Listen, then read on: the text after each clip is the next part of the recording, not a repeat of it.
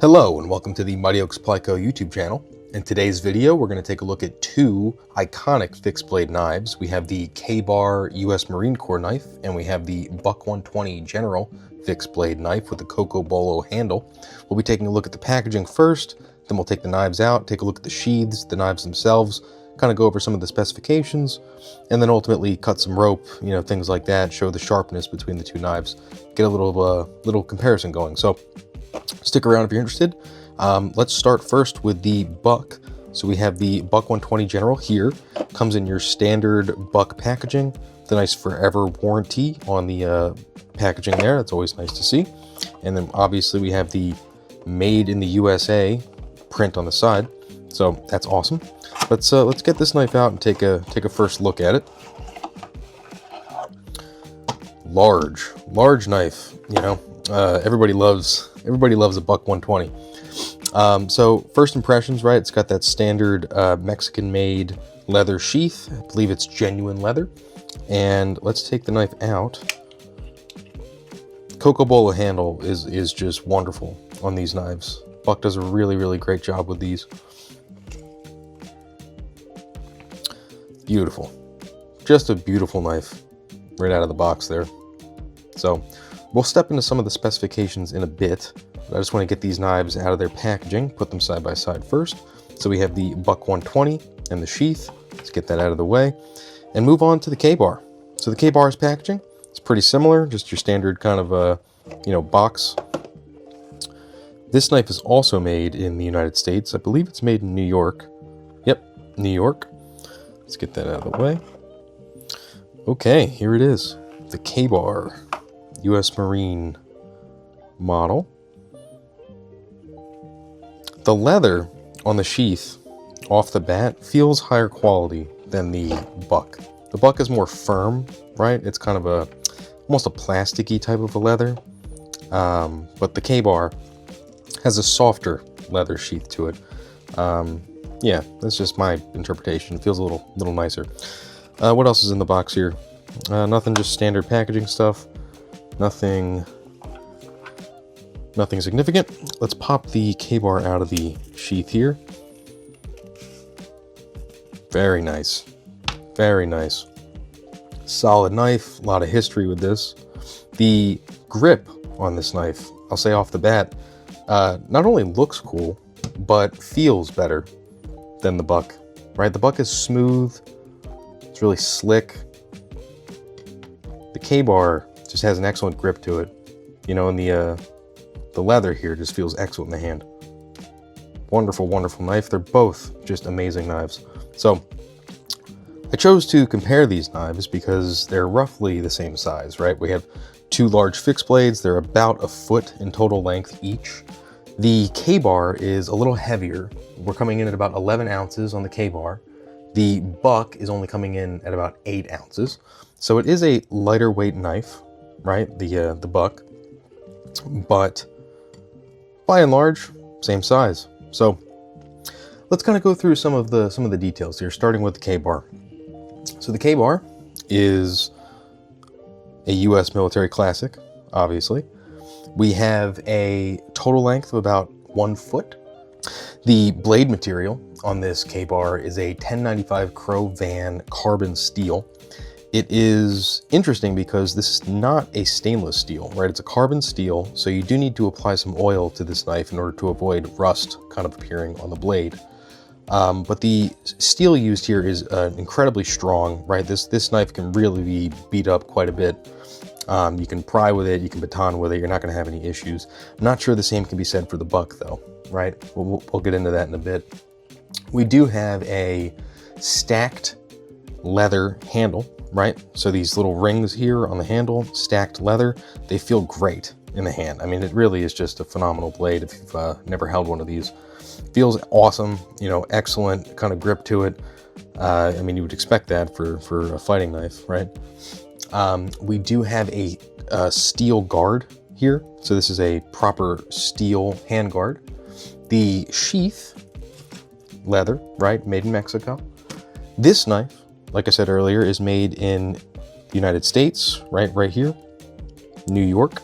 So that's Always nice to see. You know, these knives are one of the few things still made in the United States. You know, like the buck is also made in the States. So it's always nice to see that. We do have a lifetime warranty on the K-Bar, so that, you know, they stand behind this product. And yeah, I mean, the price, I got this for about $109 on Amazon. So it's, you know, it's an expensive blade, but you get a lot for it, right? It's a big, heavy, kind of fixed blade knife. You know, comes with the sheath.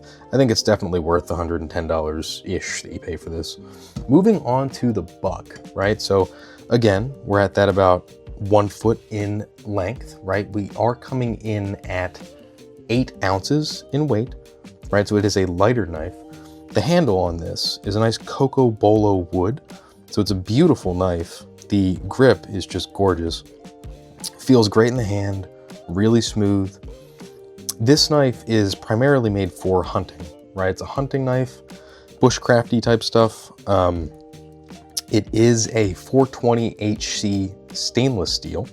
So this blade does have the stainless steel, not as necessary to, you know, it's not as important to keep it oiled, right? This knife will not rust as easily, but the blade is not really meant to be beat up too much, right? Like batoning this knife might not be the best. You're probably going to damage it. It is primarily meant for a processing game, right? It's a hunting knife, but incredibly sharp out of the box. We do have an aluminum guard. So this guard on the K-Bar was steel. The guard on this Buck 120 General is aluminum. It does come with the genuine leather sheath, right? This is your standard kind of a buck sheath. The 120 printed on the back. This is the same sheath that you get with, you know, any buck knife for the most part, right? They all kind of come with a standard sheath.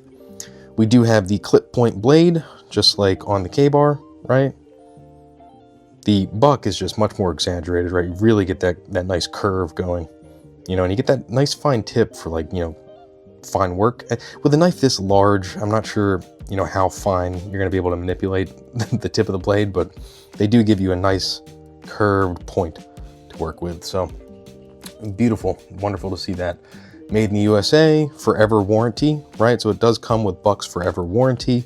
They absolutely stand behind their products, just like the K-Bar, right? So both of these knives, the companies stand behind them. That's expected. I will say the Buck comes in at about $135, right? So it's like $25 more right now than the K-Bar. So if that matters to you, something to keep in mind. In terms of like a direct comparison between the two, right? The K-Bar, much heavier. You know, you can really feel it when you pick both of these up. The Buck just kind of feels very airy. You know, it's almost, it doesn't feel as substantial, right? It feels like it's hollow in a way. It is a hollow grind, but you know, it's a lightweight knife, right? This is not meant to be beat up in the same way that the K-Bar is. This feels like you're picking up a chunk of metal, you know, big block of steel. Feels great. Yeah, just feels great. Okay, cool. So let's start cutting some stuff up, right? So I have a bunch of rope here, and I'm gonna see how both of these knives perform. Cutting through, we have 1/2 inch rope, then we have 1 inch rope, and we'll kind of cut through both and see how each of these knives perform. So let's start with the Buck 120 General. Big, awesome knife. Just blasted right through that. I mean, it took like no effort at all. I actually knocked some of the packaging off the table doing that. Let me clear some things out of the way. Okay, so the Buck I applied no pressure at all, just went right through it. So we have the K-Bar here. Let's see how that goes. Same thing, right? Just nothing. I mean, some knives struggle with this. Like I was cutting this knife, or cutting this rope with an Ozark Trail fixed blade a few days ago, and I gotta say, it struggled to get through even the 1/2 inch. So yeah, both of these knives, no issues with the 1/2 inch. Let's move on to the big rope. We have thick 1 inch rope. Same material, just twice as thick. Let's start with the Buck 120 General, see how that goes. Here we go.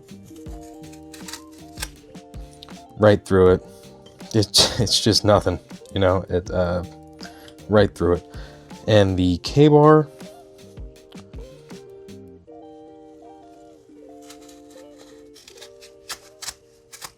okay, so that was noticeable, right? The buck went right through it just like butter. The K-bar kind of struggled a bit. I had to kind of work it a tiny amount. Let's do that one more time. I'll do it again with the buck.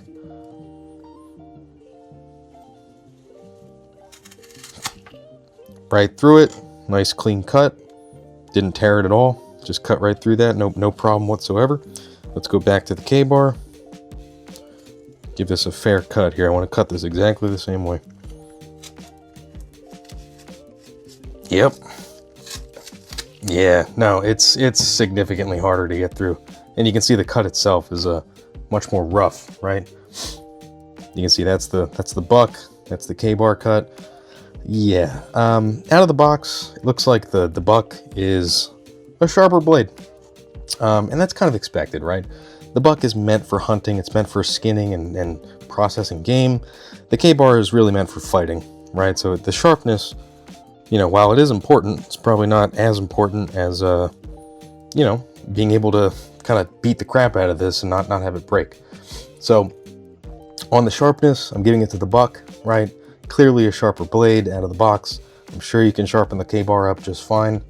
And obviously it's plenty sharp to do pretty much anything you're going to be doing with it anyway. But yeah, what else can we say about these blades, right? They've both been around for a long time, right? I think the Buck 120, I think, came out in the 60s. I believe the Marine Corps version of the K-bar came out in the 40s or something. I believe it originated in World War II. Correct me if I'm wrong there. But it's been around for decades, right? Both of these knives.